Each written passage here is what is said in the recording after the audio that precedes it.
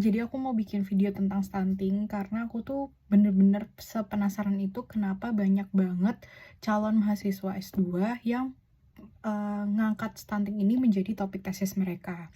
Nah, sebenarnya itu ternyata stunting itu tuh di Indonesia itu prevalensinya yang pertama itu masih tinggi banget. Itu ada di angka 21,6% data dari Kemenkes.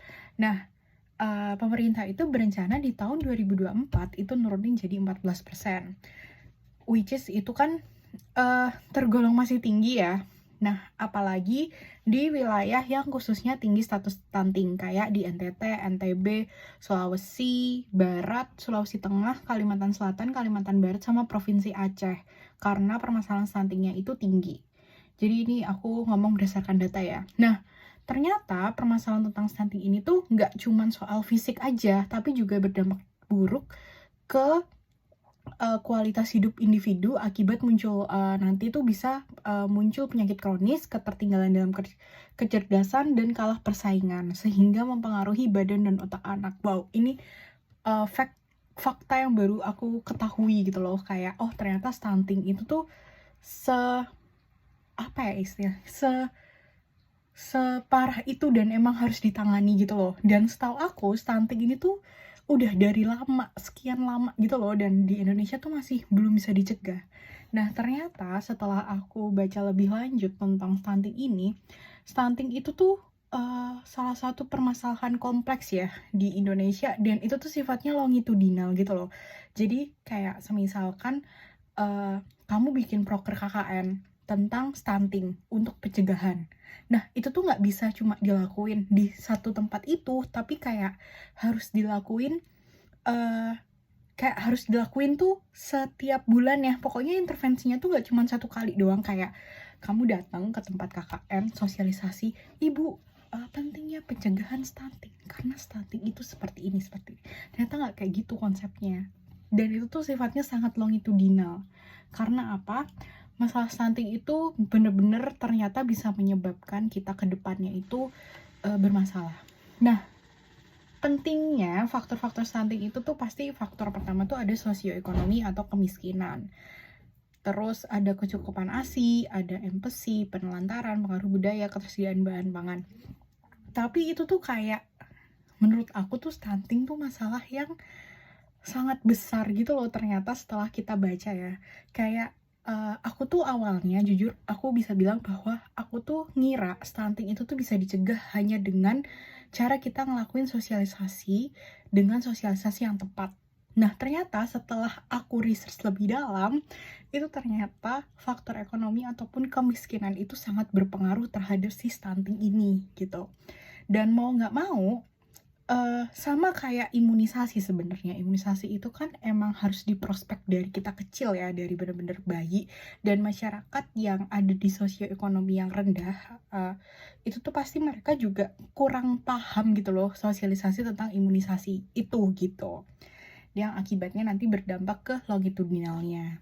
Dan stunting ini tuh ternyata tuh bisa dicegah. Gak cuman hanya memberikan makan sebenarnya, tapi juga harus diterapkan gitu loh buat kayak remaja putri. Itu ternyata ada screening anemia sama konsumsi tablet tambah darah.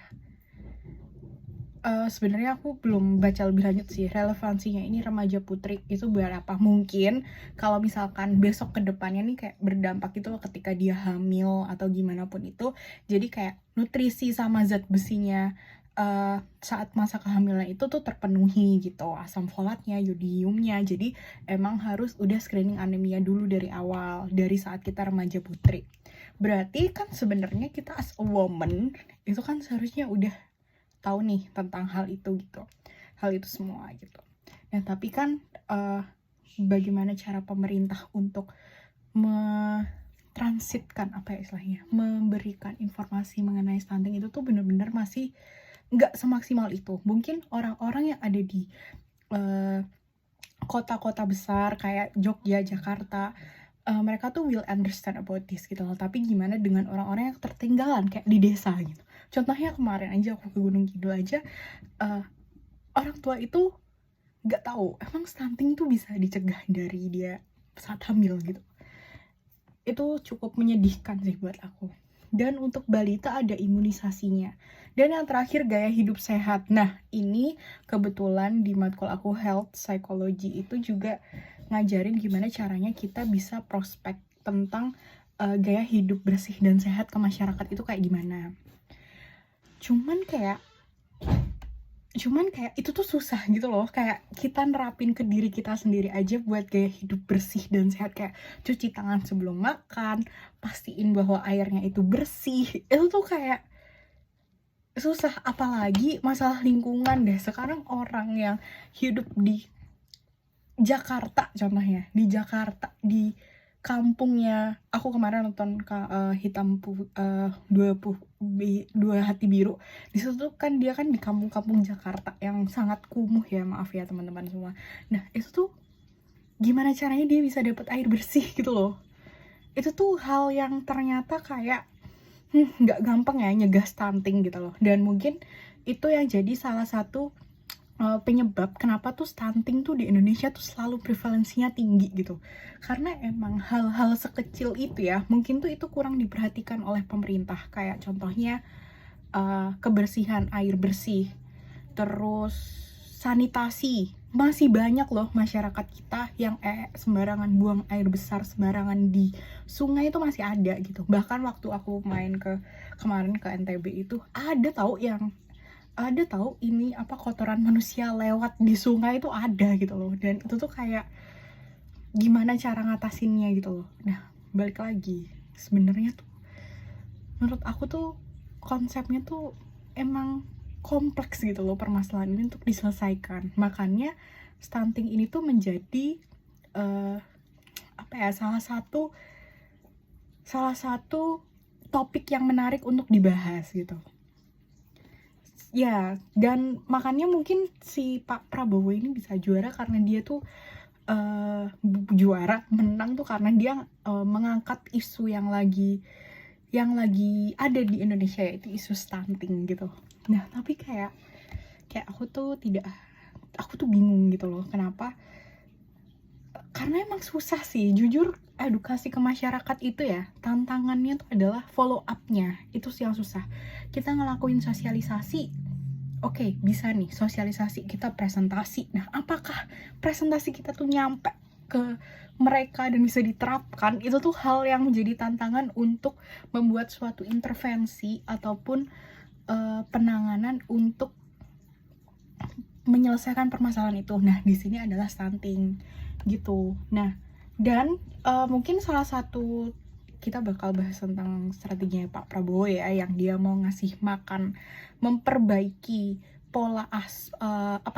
memperbaiki gizi. Itu tuh sebenarnya itu penting banget dan itu bagus, karena memang banyak masyarakat kita sebenarnya yang ada di luar sana tuh susah buat tahu makanan sehat tuh apa sih. Taunya ya Indomie tuh makanan sehat, taunya ini itu gitu kan. Nah itu tuh pelan-pelan tuh mungkin bisa menumbuhkan rasa kayak ke orang tua juga ya, itu aware gitu loh terhadap makanan yang akan dikasih ke anaknya gitu kan. Karena kan emang stunting ini kan penting ya untuk keseimbangan gizinya, ya nggak sih? Nah tapi di satu sisi nggak cuma fokus ke anak ternyata, tapi juga ke lingkungan dan juga environmentnya itu seperti apa. Nah itu yang mungkin menurutku saat ini tuh jadi tantangan buat pemerintah gitu loh, kayak gimana caranya dia tuh bisa ngeedukasi masyarakat terkait dengan stunting ini biar bisa diselesaikan, tapi juga ngelihat lingkungannya mereka gitu loh, lingkungan dan budayanya yang mereka angkat tuh seperti apa. Karena sekarang pabrik-pabrik makin banyak, kita juga susah buat dapat air bersih dan lain-lain gitu loh. Jadi tantangan untuk menyelesaikan stunting tuh nggak mudah gitu sih menurut aku, dari beberapa yang aku baca. Dan emang udah banyak banget ternyata penelitian tentang stunting tuh, it's a lot of gitu loh research about that gitu. Tapi kenapa masih tinggi gitu loh pertanyaanku. Ya mungkin karena evaluasi itu, edukasi itu. Apalagi Indonesia tuh gede banget ya negaranya tuh gede menurut aku, kayak kepulauan gitu, dan nggak semuanya tuh bisa dapat informasi yang merata. Nah itu tuh jadi mungkin bisa jadi satu hal untuk kalian yang mau lanjut S2 atau lanjut studi atau mau berkontribusi ke Indonesia buat lebih mentingin caranya ngedukasi ke masyarakat tentang stunting tuh kayak gimana gitu. Karena fun fact, ternyata stunting tuh mempengaruhi otak anak juga, jadi kayak bisa bikin ketertinggalan kecerdasan. Itu menarik itu sebenarnya untuk dibahas, cuman ya itu sih. Dan sekarang kan emang lagi gencar-gencarnya ya pemerintah untuk merhatiin ASI itu penting, imunisasi itu penting. Dan semoga aja dengan gebrakan ini besok tuh di tahun 2045 saat Indonesia emas tuh kita tuh bener-bener bisa menghasilkan sumber daya yang berkualitas, masyarakat yang bener-bener berkualitas, manusia yang berkualitas, dan bisa bermanfaat buat bangsa. Aku berharap seperti itu sih, dan semoga dengan gebrakan barunya presiden kita yang baru ya, Pak Prabowo Subianto, mengenai stunting ini. Kan stunting tuh kayak beliau bahas ya, dibandingkan dengan program lainnya kan yang paling ditonjol kan stunting ini nih. Nah, itu semoga benar-benar bisa ngurangin nilai stunting di Indonesia dan bisa bikin masyarakat Indonesia itu jauh lebih aware terhadap hal itu. Terima kasih sudah mendengarkan bacotan saya malam-malam. Bye.